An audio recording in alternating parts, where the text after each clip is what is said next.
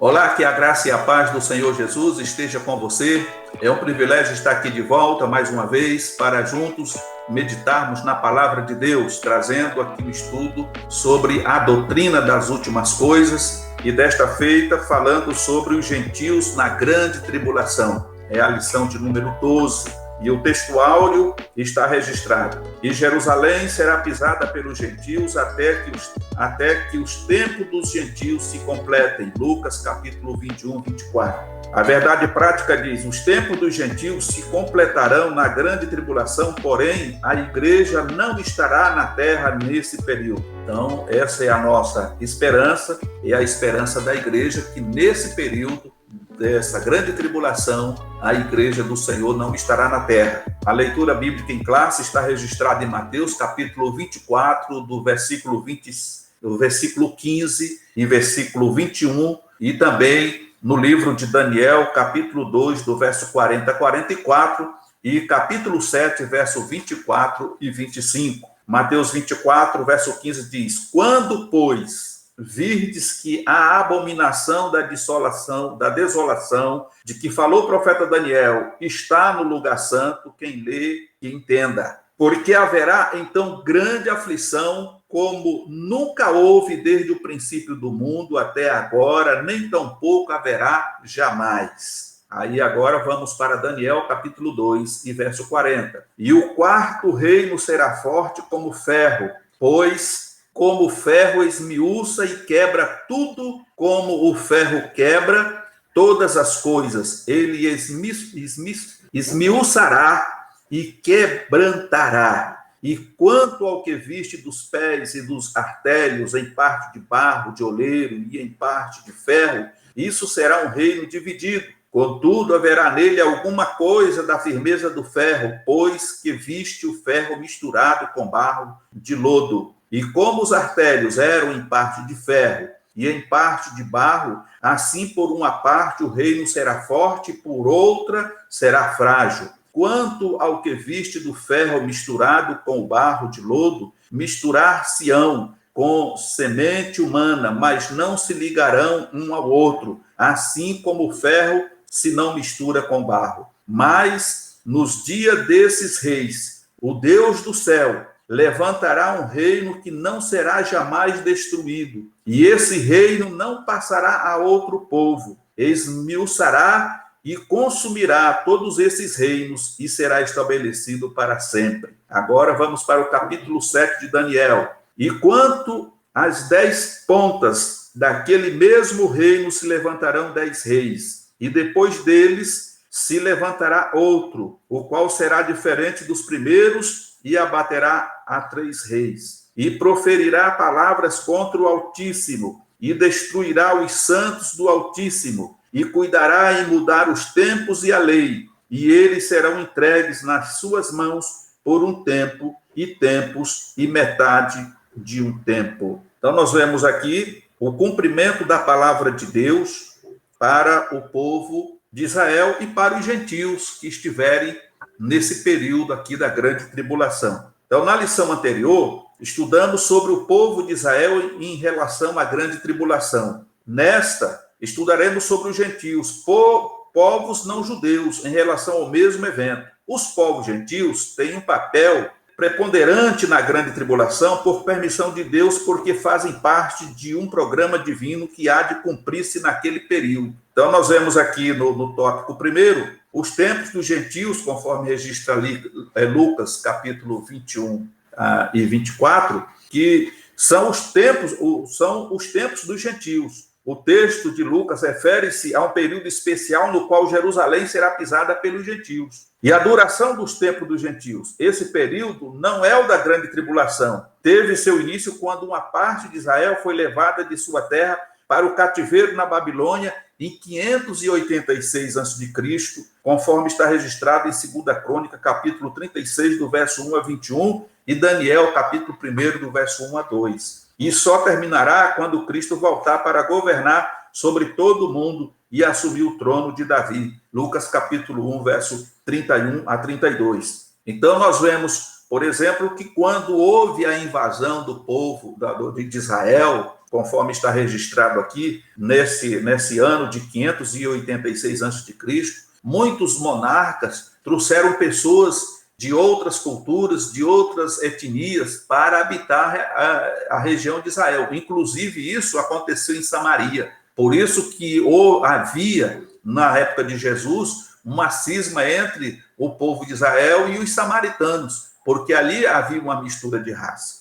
Comparando essa profecia, né, que está registrada aqui para o período da Grande Tribulação, muitas pessoas que hoje habitam lá em Israel e estarão habitando nesse período, eles não são da etnia judaica 100%. Poderíamos dizer assim, seria uma mistura de raças. Então,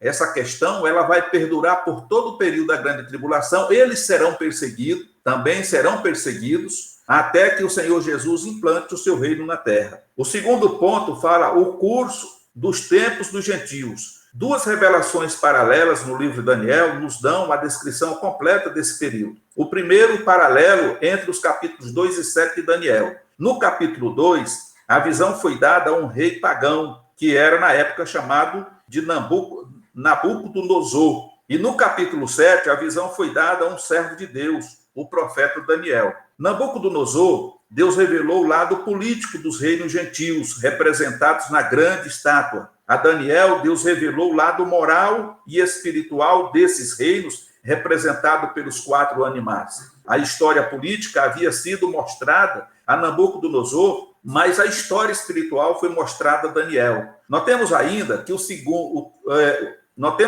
o seguinte: no capítulo 2, as figuras representadas são tomadas da esfera inanimada, materiais como ouro, prata, bronze, ferro e barro. No capítulo 7, as figuras são representadas por seres animados, aqueles animais estranhos. Os 4 ventos e o mar grande, conforme Daniel 7:2. Os 4 ventos simbolizam os poderes celestiais, que movimentam o mundo nos seus 4 pontos cardeais. São ventos que agitam as nações do mundo nos seus 4 cantos e podem representar as grandes comoções políticas, conflitos sociais e mudanças climáticas. São poderes usados por Deus para agitar a humanidade. São específicos, obedecem e cumprem fielmente sua missão, agitando geologicamente mares, rios e a terra com seus vulcões, açoitam a terra varrendo os continentes e também sopram brandamente sobre a terra, avisando-a de possíveis catástrofes. Nós vemos aqui,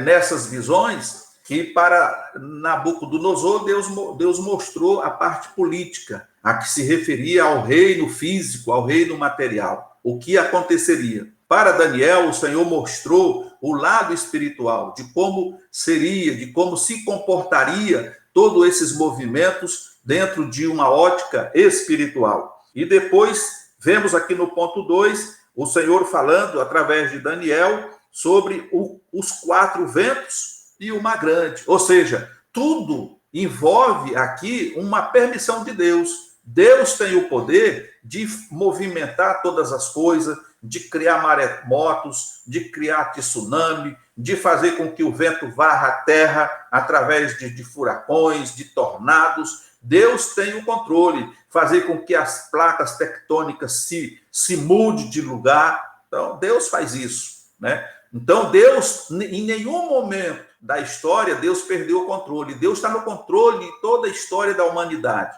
E Ele está regendo com grande maestria. E tudo isso está caminhando e se afunilando para chegar no final daquilo que Deus já determinou. O que temos aqui de importância diante de tudo que está sendo dito e do que está escrito através das Escrituras é que nós, conhecedor desta verdade, precisamos estar atentos e preparados para não sofrermos as consequências do que vai se abater sobre a terra. Se você faz parte da igreja, continue fazendo parte da igreja do Senhor. Se santifique, se consagre, para que aquele momento não te pegue de surpresa, como diz lá o Mateus 24, que haverá uma tribulação como nunca houve, uma aflição daqueles dias. É algo que não tem como mensurar, como explicar, porque vai ser uma coisa fora do normal. E só aqueles que vão estar ligados em Cristo poderão sobreviver nesses grandes dias, nesse dia terrível que vai se abater sobre a terra. Nós vimos aqui, o ponto B diz, o mar grande, duas correntes de interpretação têm sido apresentadas por vários estudiosos. Uns interpretam o mar grande como representando toda a humanidade e não se refere a nenhum mar em particular. No entanto, esse não é outro senão o mar Mediterrâneo, uma vez que os 4 reinos mundiais, Babilônia, Medo-Pérsia, Grécia e Roma,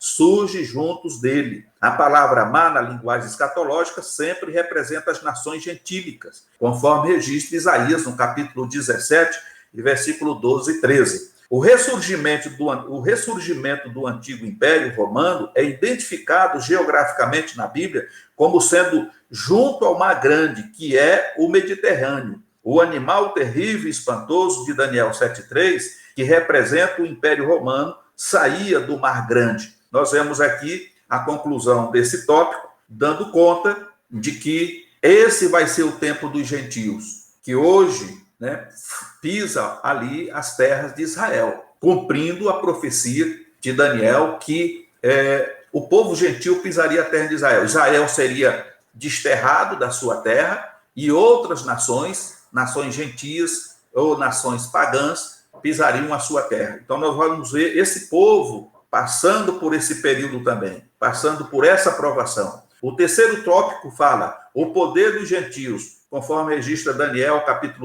capítulo 7, verso de 3 a 8. O leão com asas de águia, versículo 4. Assim como a cabeça de ouro da estátua do capítulo 2 representa o reino da Babilônia, também o leão, na visão de Daniel, capítulo 2, 37 e 38, no mundo animal, o leão é o rei dos animais. Por isso, Nabucodonosor destacou-se como o leão, pela sua riqueza e imponência.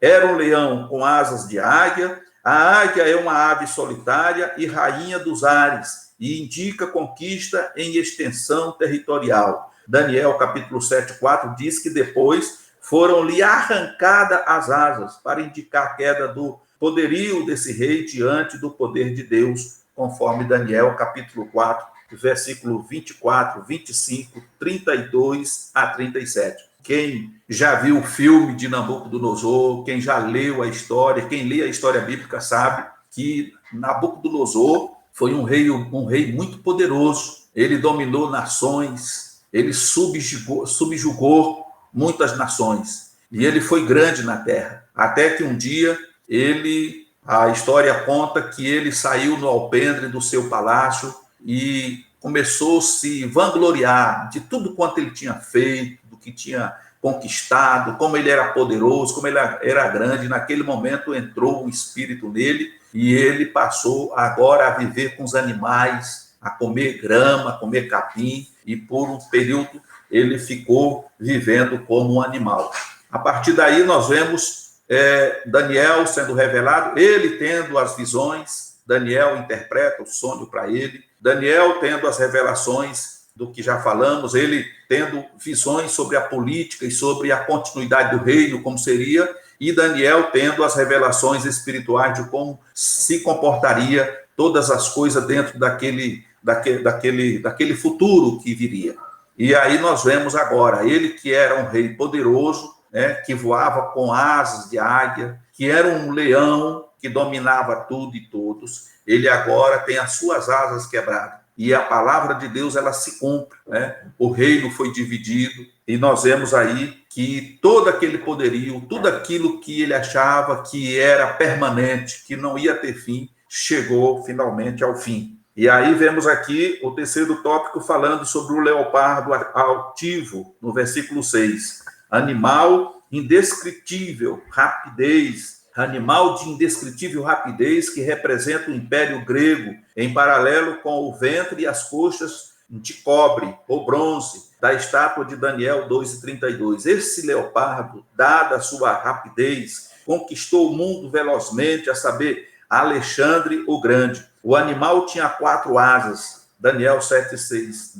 denotando o seu rápido progresso em apenas 12 anos. Tinha também 4 cabeças que tipificam as 4 divisões do Império Grego, logo depois da morte de Alexandre, o seu conquistador. Então, nós vemos aqui que Alexandre foi um dos que se levantou, naquela mesma visão aparece, como leopardo, tinha 4 asas, e ele, num período de 12 anos, ele praticamente conquistou o mundo. E ele tinha ali 4 divisões, 4 generais que, depois da sua morte, passou a governar no lugar dele. O 4 ponto fala do animal terrível e espantoso. A característica principal desse animal é o fato de não haver nele nada comparável no mundo. Era, de fato, incomparável em força e presença, e representa o Império Romano. No capítulo 2, esse império é representado pelas pernas de ferro e os pés com mistura de ferro e barro, conforme registra Daniel, capítulo 33 e verso 41. Capítulo 2, verso 33 a 41.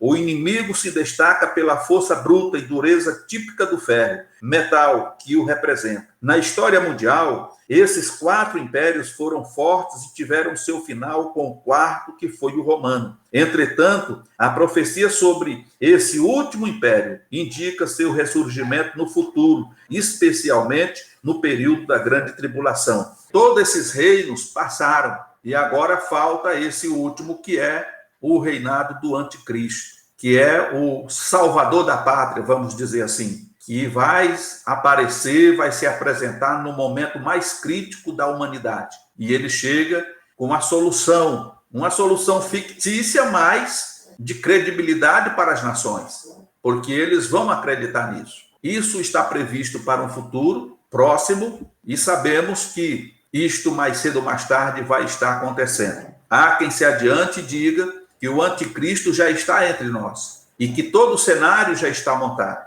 Uma coisa é certa, enquanto a igreja do Senhor não sair da terra, ele não vai se manifestar, porque a palavra de Deus garante isso. Amém? O 4º ponto fala o fim do poder mundial dos gentios. Primeiro, a forma política e material do poder gentil é destacada especialmente nos 10 dedos, com barro e ferro. Daniel, capítulo 2, 41, 42. O fim do poder gentil está marcado pela divisão. Por isso, a ênfase nos 10 dedos dos pés da estátua, o que caracteriza a fragilidade e força, autocrácia e democracia do 4º reino. O romano, uma confederação simbolizada pelo ferro e o barro. Essa mistura não é natural porque se constitui de elementos soltos, ainda que juntos. Não há muita consistência. Ferro e barro se juntam, mas não se misturam. Outra verdade acerca da forma final do poder gentil é a indicação de uma ação futura profética, algo que ainda não aconteceu. A pedra cortada do monte marcará o fim desse império nos dias da grande tribulação, conforme Daniel, capítulo 2, verso 45. A visão espiritual do poder dos gentios. No capítulo 2, a forma final do poder dos gentios é demonstrada pela união de 10 reis e seus reinos em Daniel 7:7. O destaque é o animal que aparece com 10 chifres sobre a cabeça. Esses chifres indicam também a confederação de 10 reis-nação gentílicas para a formação do 4º grande reino mundial, conforme Daniel 7:24. O líder que surgirá do poder do gentio, conforme Daniel 6:8. Dentre os 10 reinos, os 10 chifres, surgirá o líder, o chifre pequeno, que se levantará e se manifestará como homem da perdição, ou anticristo, o qual blasfemará contra o Altíssimo até que lhe venha o juízo. Daniel capítulo 7:25. Na verdade, na segunda metade da semana, predita Daniel 9:27, esse chifre pequeno, o anticristo, assumirá a direção política dos reinos dos 10 chifres, 10 dedos da estátua, e infligirá sobre Israel grande perseguição. Então, os irmãos notam que antes desse anticristo assumir o reino mundial, ele vai ter 10 confederados, 10 líderes que vão estar à frente das nações. Quando ele surge, então ele anula esse poder desses 10 reis ou desses 10 governos e aí implanta o seu reino mundial. E aí começa a perseguição. Isso vai acontecer exatamente dos 3 anos e meio para o fim, tá? Eu não sei se o irmão está entendendo, mas as referências estão aí. O irmão pode ver através da apostila e pode pesquisar através da palavra de Deus, que isso vai acontecer a partir do segundo período dos 3 anos, dos 7 anos, dos 3 anos e meio, né? É quando ele vai ser descoberto, a sua real natureza vai ser revelada. Então, haverá uma grande perseguição, não só ao povo de Israel, mas também aos gentios que viverem nessa época, entendeu? Quando ele assumirá definitivamente o controle de toda a nação, de todo o mundo. E diz aqui, e tudo isso acontecerá exatamente em 3 anos e meio, ou seja, no período de um tempo, 1 ano, 2 tempos, 2 anos e metade de um tempo, meio ano. Pode ser também o período de 42 meses, igual a 1.260 dias, conforme o calendário judaico. Daniel, capítulo 9, 27, capítulo 12, verso 7, Apocalipse, capítulo 12, verso 14. Todas essas cifras correspondem a um mesmo período, a grande tribulação, que só se findará com a vinda do Filho do Homem, Jesus Cristo, conforme está registrado no capítulo 7, verso 13 e 14 de Daniel. Só com a intervenção divina, que ocorrerá com a vinda pessoal de Cristo sobre a terra da Palestina, conforme registra Zacarias, capítulo 14, do verso 1 a 4, o poder mundial dos gentios e o seu domínio sobre Israel serão derrotados. Então, que Deus abençoe você.